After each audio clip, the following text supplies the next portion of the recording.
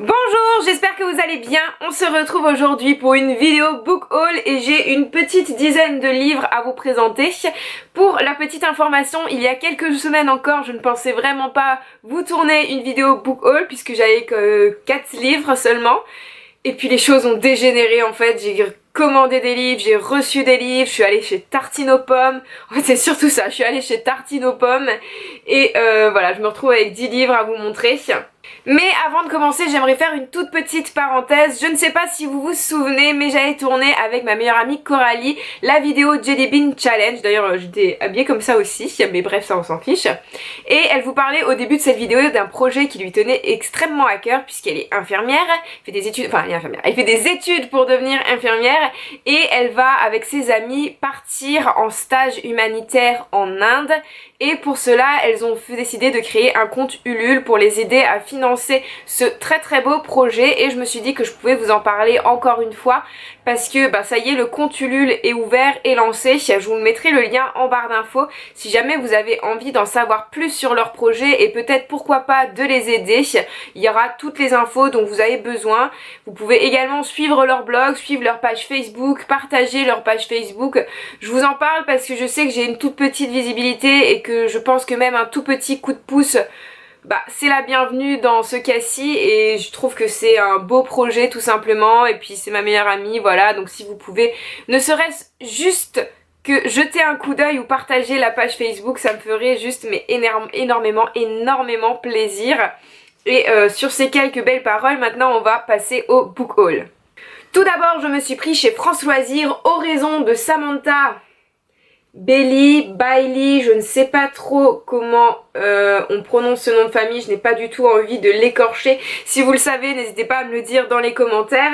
Et donc il s'agit de l'intégrale.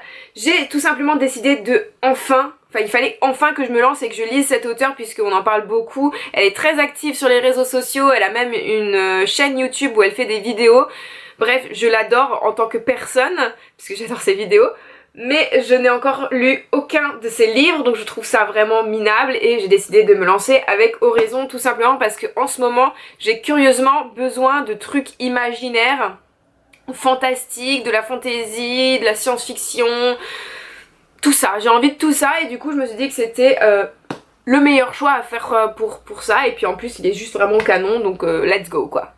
Ensuite, un livre dont je vous ai déjà parlé puisqu'il s'agit de The Revolution of Ivy de chez Demi Angel, paru chez Lumen. Je l'ai déjà lu, j'en ai parlé dans mon dernier update lecture. Je vous mettrai le lien en barre d'infos pour que vous puissiez aller voir ça. Et je l'ai beaucoup aimé, je sais pas si vous en souvenez, c'est vraiment un livre, une duologie qui m'a beaucoup plu, que je recommande à 1000% parce que j'ai passé un très bon moment, c'est très divertissant, c'est frais, c'est addictif, les personnages sont cool, l'héroïne pas trop agaçante, Bishop magnifique, comment ne pas être sous le charme, j'ai envie de vous demander. Bref, comme vous l'auriez compris, j'ai beaucoup aimé cette duologie et je vous la recommande.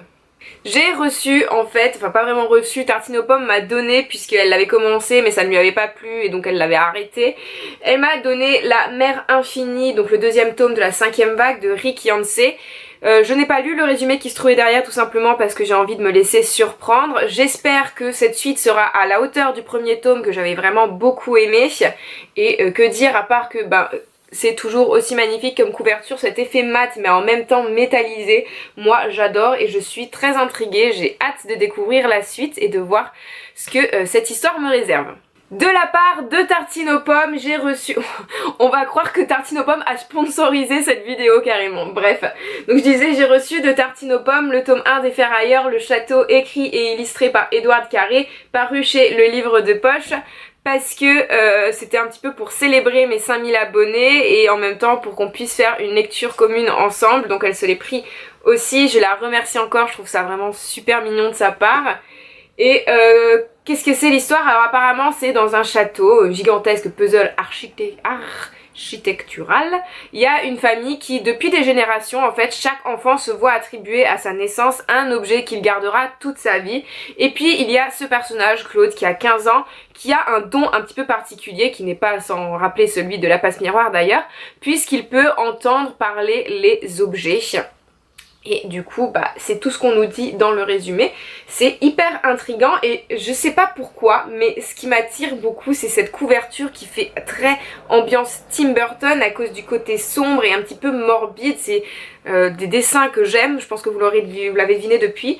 Et je suis hyper intriguée en fait par cette histoire parce que je ne sais pas combien de tomes il y a, mais ça m'intrigue et j'ai hâte de savoir ce qui se passe là-dedans. Ensuite, j'ai reçu de la part de Cindy Van Wilder, grâce à un concours qu'elle avait organisé, Memorex, donc paru chez Gulfstream Editor, d'Electrojeune, donc de Cindy Van Wilder, hein, qui est genre vraiment sublime, les pages vertes, tout ça, cette collection est vraiment topissime. Pour l'histoire en fait, c'est l'histoire de Rhea, qui a perdu sa mère dans un attentat. Et en fait, un an après, elle va se rendre sur l'île familiale où toutes les vérités autour de cet attentat vont éclater. Et c'est un résumé qui est vraiment pitoyable, mais je suis vraiment tellement nulle pour les résumés. Mais bref, j'ai fait de toute façon une vidéo à propos de ce livre où je vous donne 5 bonnes raisons de le lire. Je vous invite fortement à aller voir cette vidéo, je mettrai le lien en barre d'infos. En tout cas, je tiens juste à dire que c'est une petite pépite, c'est vraiment un très très bon livre, j'ai passé un excellent moment grâce à Cindy Van Wilder, et voilà. Encore de la part de Tartine aux pommes, et cette fois-ci je crois que c'est le dernier, j'ai eu le droit d'embarquer avec moi Après toi de Jojo Moyes, paru chez Milady, qui est en fait la suite donc de Avant toi que j'ai déjà lu, dont je vous parle dans l'update lecture qui sortira normalement après cette vidéo, que j'ai beaucoup aimé, et du coup j'ai vraiment envie de découvrir cette suite, mais en même temps j'ai un peu peur puisque je trouvais que la fin de Avant toi se suffisait, que l'histoire était bouclée, qu'il n'y avait vraiment pas besoin d'en rajouter. Du coup je crains que cette suite ne vienne tout gâcher et je ne sais pas trop ce que Jojo Moyes veut faire, a voulu faire en fait avec ça. Voilà, j'ai envie de lire parce que naturellement j'ai tellement aimé Avant toi que voilà, mais j'ai très peur que ça me gâche tout en fait, donc voilà, ça m'intrigue, mais en même temps, j'ai la flippette. De la part de France Loisirs, j'ai accepté de recevoir Mariage à la campagne de Cathy Ford, tout simplement parce que ça se passe dans un cadre qui peut me plaire, ça se passe en Angleterre en fait, et c'est l'histoire de jeunes filles qui ont à peu près mon âge, puisqu'elles ont toutes un peu plus de la vingtaine, et elles vont se lier d'amitié, et ensemble elles vont créer un truc, une entreprise, je ne sais pas trop comment dire, pour tout simplement organiser des mariages vintage, voilà, une société dédiée à l'organisation de mariages pas chers. Et je me suis dit pourquoi pas, c'est en Angleterre, ça a l'air d'être un truc assez frais, assez léger, avec sûrement un petit peu de romance par-ci par-là, et j'ai besoin de romantisme et de trucs positifs en ce moment, surtout besoin de romantisme en fait, donc je me suis dit why not, pourquoi pas. C'est une sacrée brique par contre, c'est quelque chose comme 550 pages je crois, et quand je me lancerai dedans il va m'occuper un petit moment je pense. Je me suis acheté Forbidden de Tabitha Suzuma, tout simplement parce que je pense que vous aussi vous le connaissez grâce à Justine, mais ouais, Justine en avait parlé en bien, elle avait vraiment fait une très belle, donné un très bon avis de ce livre et j'étais extrêmement intriguée depuis. Sauf que je n'ai pas sauté le pas avant aujourd'hui, je ne sais pas trop pourquoi, mystère et boule de gomme. Et puis j'ai appris que les droits d'auteur avaient été rachetés par Brajlon, si je ne me trompe pas, je ne sais pas si c'est Brajlon qui a acheté les droits ou pas. Mais bref, donc il allait qu'il allait arriver en France. Et je pensais sincèrement attendre jusque là, et puis comme je crois qu'il n'y a pas vraiment de date de publication en français, je me suis dit non, je peux pas attendre, j'ai envie de le lire maintenant. Enfin, je ne sais pas pourquoi, mais brusquement je voulais absolument le lire, donc je me le suis pris en anglais. Et Forbidden en fait c'est une histoire d'amour incestueuse, donc un thème qui est assez rare, pour ne pas dire qui n'est très peu en fait exploité tout simplement dans la littérature, du moins dans la littérature contemporaine. Et j'étais fortement intriguée par cette histoire et j'ai bien fait de me lancer, même si bien l'aspect incestueux de cette histoire peut faire peur, mais c'est un thème, croyez-moi, qui est très poignant. Ça nous fait beaucoup réfléchir sur la puissance de l'amour, sur ses valeurs, sur le droit à l'amour, etc. Est-ce qu'on peut aimer tout le monde? Est-ce qu'on peut aimer qui on veut? c'est...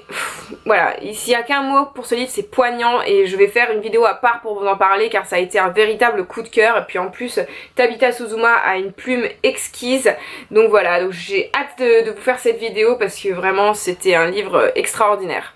Je me suis aussi pris C'est où le Nord de Sarah Maeg, je ne sais pas comment on le prononce, paru chez Albin Michel, un livre qui me faisait beaucoup envie, tout simplement parce que c'est Catherine Pancol qui a écrit la préface, et je me disais,